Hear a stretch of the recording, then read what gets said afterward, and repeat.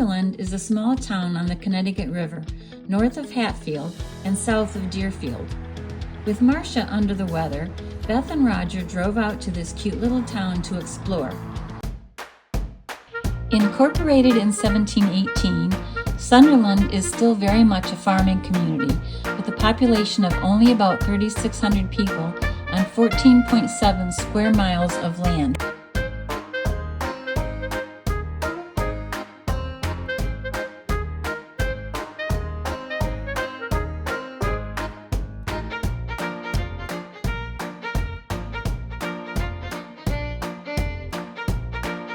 The First Congregational Church is the oldest church in Sunderland, established in 1717, although the building itself is dated 1836.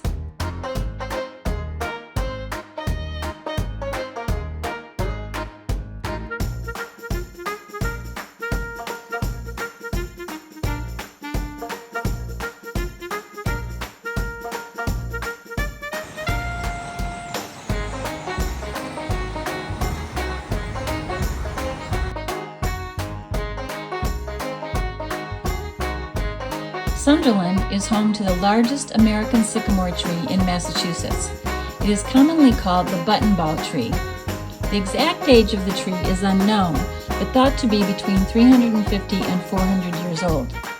In 1987, the bicentennial year of the signing of the U.S. Constitution, a plaque was placed in front of the tree stating that the National Arborist Association and the International Society of Arboriculture jointly recognized this significant tree as having lived here at the time of the signing of our Constitution. We started with lunch at Wild Roots. Their mission is to provide delicious, affordable, organic, non-GMO food when at all possible that customers will want to return to week after week. And if we didn't live 2.5 hours away, I would be doing just that.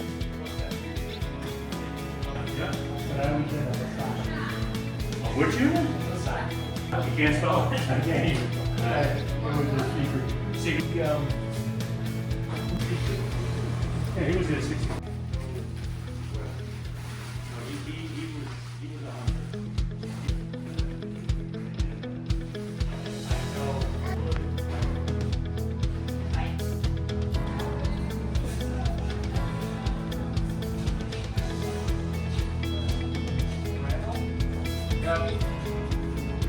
Yeah. Oh, sorry. What's this, Roger? How is it? Very good. Roger got the sugar loaf, and I got the giving bowl.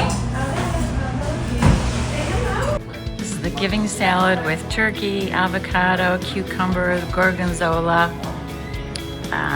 dried cranberries, and pecans. To balsamic dressing. Greens are really fresh. Excellent salad. Here they come. Uh-oh, I'm in the way. Woo!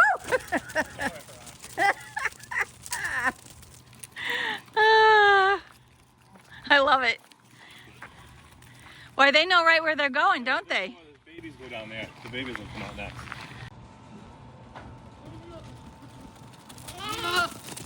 Oh my God. Come on, catch up. Oh. Scooter, last but not least. Every day. Isn't she beautiful? The private escort. Hi. She's gorgeous. Yeah, she has to be escorted privately. So is this the main thing you do on the farm, is raise goats? We do. We make Wow. cheese. My name is Lori. We're at Thomas Farm in Sunderland, Massachusetts. And we are goat farmers, so we have 160 goats and we milk about 100. We make cheese just about every single day. The main cheese we make is Chev. So we mostly make soft cheese, and we make cheese curds as well out of goat milk, and sometimes out of cow's milk too.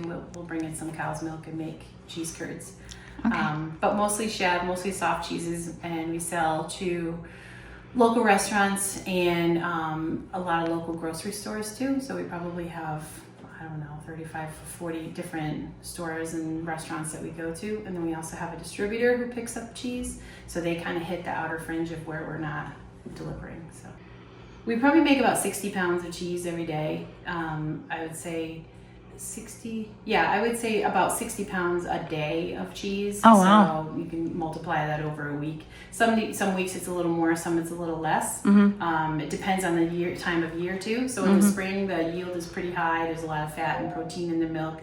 And then as the summer goes, it kind of levels out. And then in the fall, the fat and protein level goes way back up again. So the milk kind of changes with the seasons and with the food that they eat. And their production kind of goes down in the fall because they're starting to prepare to go into a dry period where they're pregnant again, and they're going to have babies starting in February. March, April we'll have babies, and then we'll milk them and do the same system or the same routine until usually November, December they dry off and they get a good long winter break, and we get a break.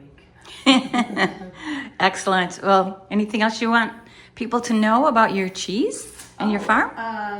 Yeah, so our cheese is, we make our cheese mostly out of Nubian milk, so it's really, really mild and sweet milk. It's probably one of the best tasting goat milks. That's maybe my opinion, but it is a very nice tasting goat milk. It doesn't have that goaty aftertaste to it. It's just, it has a lot to do with the breed of goats that we have. And Nubians are the goats with the long pendulous ears. And we've entered our cheese in a bunch of different competitions. And because I'm not an expert, so I want to make sure that expert, palates are trying the cheese. And it has won awards at quite a few different cheese competitions. So we're really proud of that. So we just to reassure me that we're doing things right and other people enjoy the cheese too. So so it's been good. Oh yeah. All the big girls. How are you? They all have names. So I can tell you every goat's name. Oh, how do you keep track? That's Haley. This is Sally. This is Sheena. That's Violet. Oh. There's Pearl in the feeder. They have this lick that's like sweet, and she has that stuff molasses all over her mouth, her nose. She loves it. Look at her sitting in the feeder. Oh my gosh. She's Sabrina. She's really old. Look at that. What is he? That's an automatic brush. Oh my God, I love this. Isn't that great? I love it. Yeah, we got it from a grant through the Harold Grinspoon Foundation. He's a really big supporter of farmers, and we got to do that. So it makes him very happy. So are these girls all pregnant or? We're working on it. Yeah, this is when the one that's standing there with the brown and white. What is her name? straight ahead with the spots. Yeah. That's Cupcake. Yeah. She looks like she doesn't know what she wants to do next. She's peeing. Yeah. Oh. But Hi yeah, there. So all of our Hi there. babies they are very cared for and. We'll put machines on them in here, and they get rain while they're milking. Mm-hmm. They fight us to come in the door. They can't get in here fast enough. I'm telling you, you have to like hold them back because they're coming in. Oh wow. So, and Jim built all this. He welded it. So it's Oh my gosh. It's a cold jacketed tank, so it agitates every 15 minutes to keep it from freezing because it's cold. Oh. Yeah, that's the cheese room. Ah. So that's where all the magic happens over there. How often do you make cheese? Every day. Every day. Yeah, there's cheese going right now. And also, we have a really busy little farm stand here right at the end of our driveway. So we have it's open year round, and we have all kinds of local produce in there, as well as our cheese, lots of different local products, pastas, ice cream, jams, jellies, pickles, all kinds of things from just that we can get around in this general area from this amazing valley. Excellent. Well, thank you very much. That's great. You're welcome. We are with Dave Wisseman, and we are at Warner Farm in Sunderland. My gosh, that's a mouthful. And we're at Mike's Maze. So let's start with the farm. What's the history of the farm? So the history, we're a very old farm. So The farm was originally Warner is my mom's maiden name. Okay. And Warner's first settled in Sunderland back around the time that Sunderland was settled in 1718. Oh, wow, okay. So technically I'm the 10th generation to farm in Sunderland. Oh, my. I currently run the farm with my dad. My dad learned how to farm from my grandfather. Subsistence farming for many years, and then in the early 1900s it was kind of potatoes and onions were the big crops. Okay. My grandfather grew a bunch of potatoes and also was one of the first farmers to do U-pick strawberries in the valley here. Oh. And when my dad came in, he started growing more sweet corn, diversified a little bit more, and started Mike's Maize back in 2000 was the first year that we started doing the corn maze. Oh, wow. So I have to say we're hearing some like noise in the background. Tell us about that. So those are our potato cannons. Oh. Because what good maize is without a potato cannon. So Of course. That's yes, awesome. yes. Okay. So then the maize started in around 2000? Around the year 2000 was the first maize they did. Yep. It was Okay. my dad partnered up with a longtime family friend and artist, Will Sillen. And it was kind of the combination of art and agriculture. And the first maize they did was designed after the Massachusetts Quarter. And after that, Will decided he wanted to get a little bit more artistic, a little more elaborate with his designs. So the following year, they changed how they did the maize, and they did Mona Lisa. Oh, Was the you're design kidding. In 2001, yeah. Oh my gosh. So tell me about the process. How does this all work? Yeah, so we currently the way it works is we plant the field in two different directions, lengthwise and widthwise. So the corn's extra thick, so you can't just look straight down a row of corn and see to the outside. And then we hire someone whose business is cutting out corn mazes. He is based outside of Kansas City, Missouri. Oh. And he spends his summers driving around, and he comes out. We design all the mazes ourselves in-house. My wife, Jess Marsh-Wisseman, is very talented. She's a very talented artist and sign painter. She designs the designs. We send it off to Rob Stouffer of Precision Mazes, and he comes out with his little Bobcat skid steering tractor. It has a very high-tech GPS on it. And it has a mower on the front, and he goes through and he cuts it all out when the corn's about, that tall. And it takes him about a day to cut it all out now. At the end of the season, the corn all gets combined. And this is just cattle corn or feed corn, field corn. It actually gets all harvested, and we sell the seed to Mi Tierra Tortillas, and they make tortillas out of it. Out of the seeds? Out of the seeds, yeah. So it is all edible. Goodness. Food grade corn, and it all gets turned into tortillas just down in Springfield, just south of us here. So. Oh, that's awesome. Yeah. Is this all you've ever done then, is worked on the farm?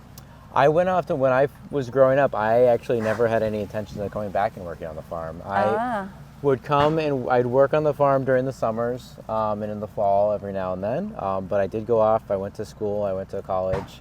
I got a degree in wildlife biology and graduated in 2009 in the heart of the financial crisis. So there were no jobs to be had anywhere.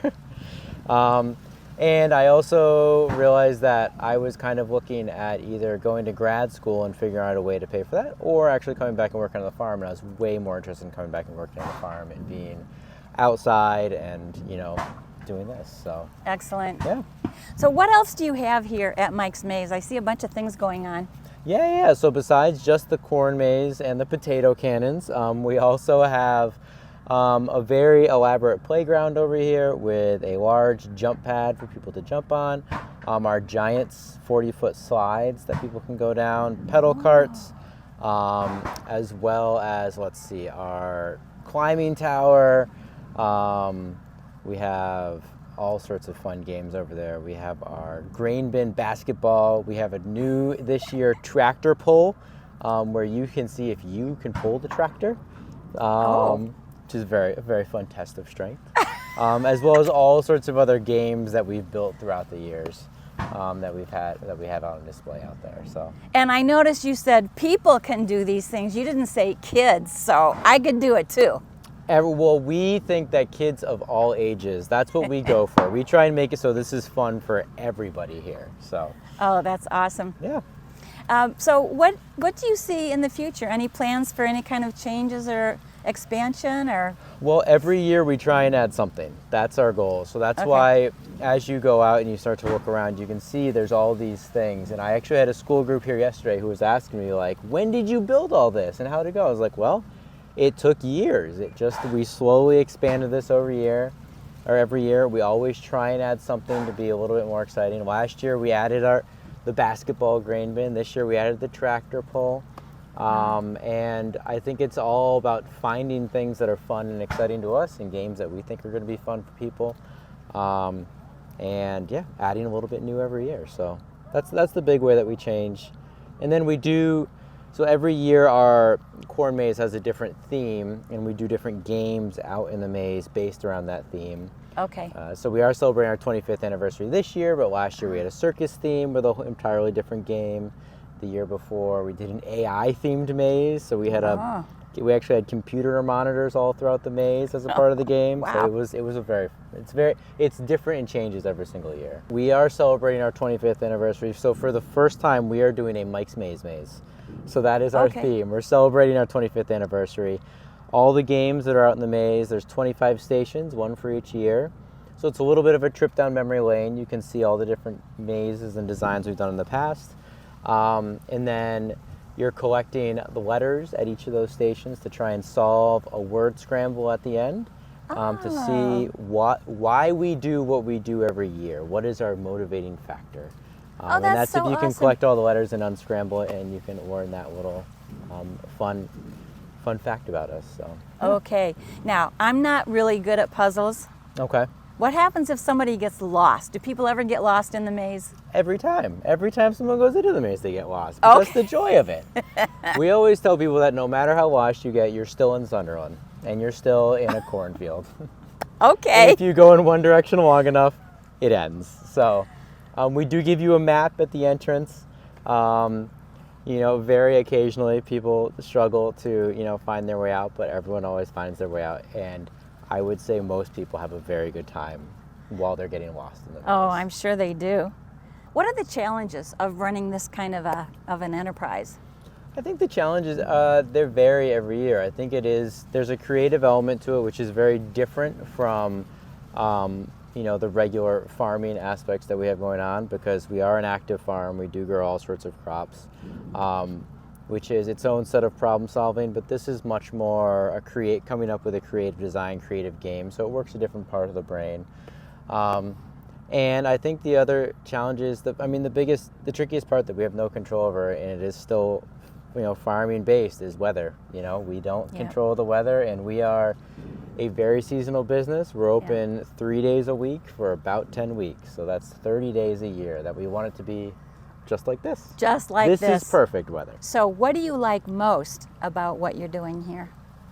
Genuinely, the thing I like most is just seeing people having so much fun. There's something very, very...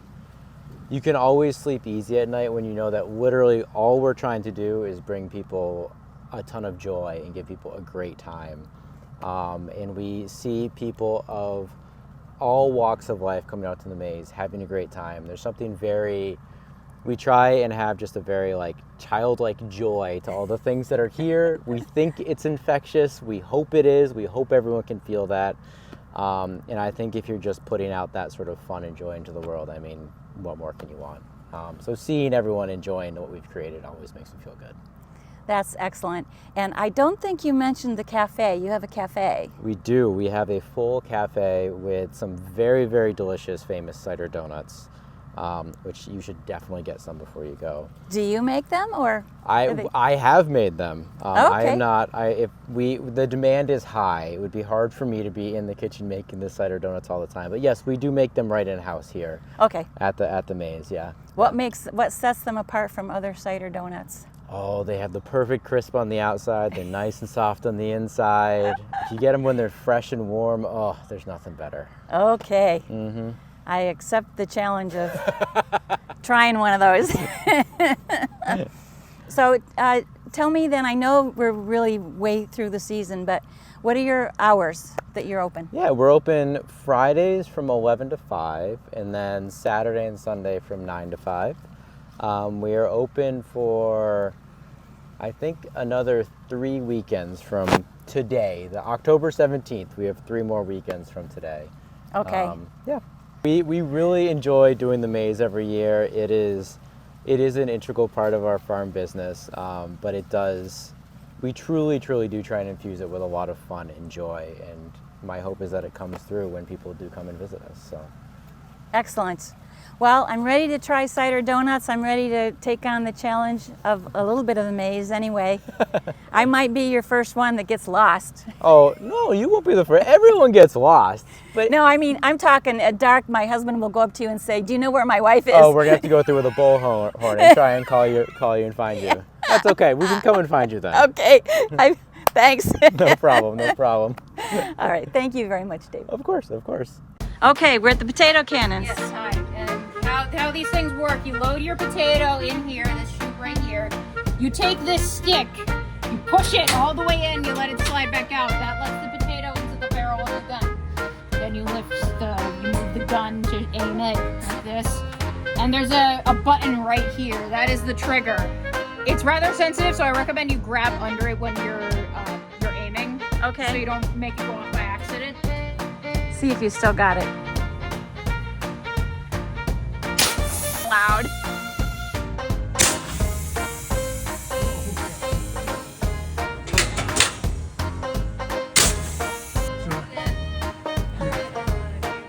Put it in. Push that rod in. Jeez, even that was hard. That one, you need to make sure you're like right over the rod to push it in to make it a bit easier. Okay. I'm going to aim for that target there. Ready? Go ahead. Aim. Oh my gosh. I almost hit it. Almost don't count. Well, thank you. That was fun. They look good. There we go.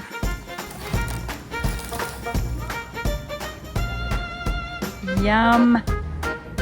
Like Dave said, crunchy on the outside, soft on the inside, really sugary, and the spice in there, really good. Okay, here's the map. Let's give this a go.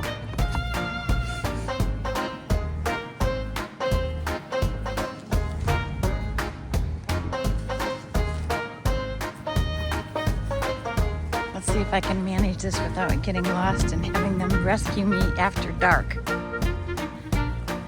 Ah, here we go.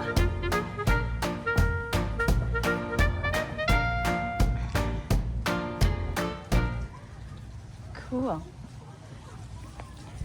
The letter you are looking for is the first letter of what Farmer Mike won his Oscorn for.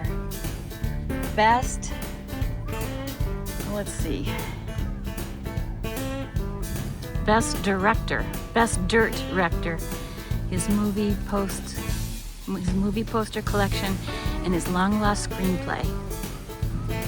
2022, there was no place like Mike's Maze. This is so cool. I love it.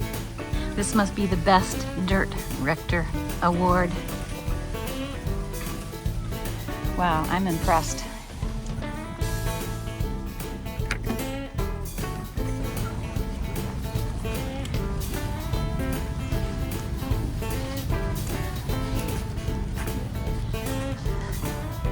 Which way should I go? No, seriously. Which way should I go? I think I'll go this way. We'll see if that was a good decision or not.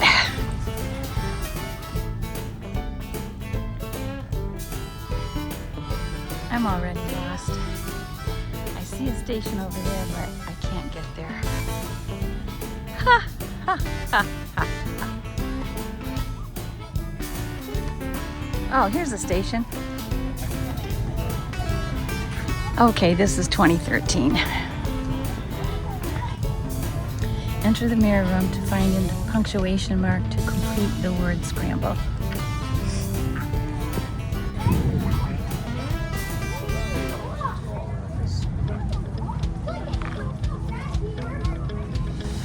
I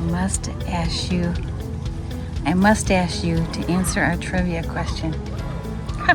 Such a punster. Oh, okay.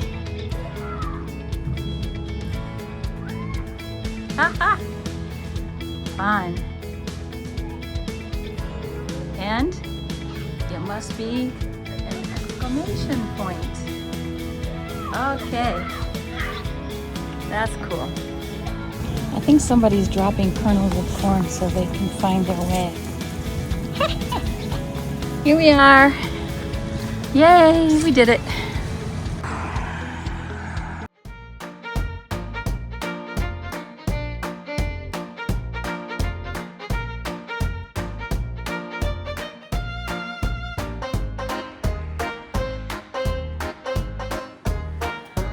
Wow, those are great.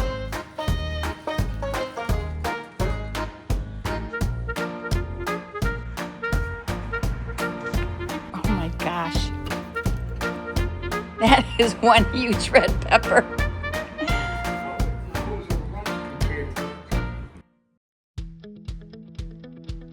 After a great day in Sunderland, with lunch at the Wild Root and visits to Thomas Farm and Mike's Maze, we stopped by the Smirowski farm stand to check out their beautiful fall flowers, fruits, vegetables, and fresh breads, and ended our day with Maple Valley ice cream, made close by in Hadley. This is lemon meringue pie ice cream from Maple Valley in Hadley, right?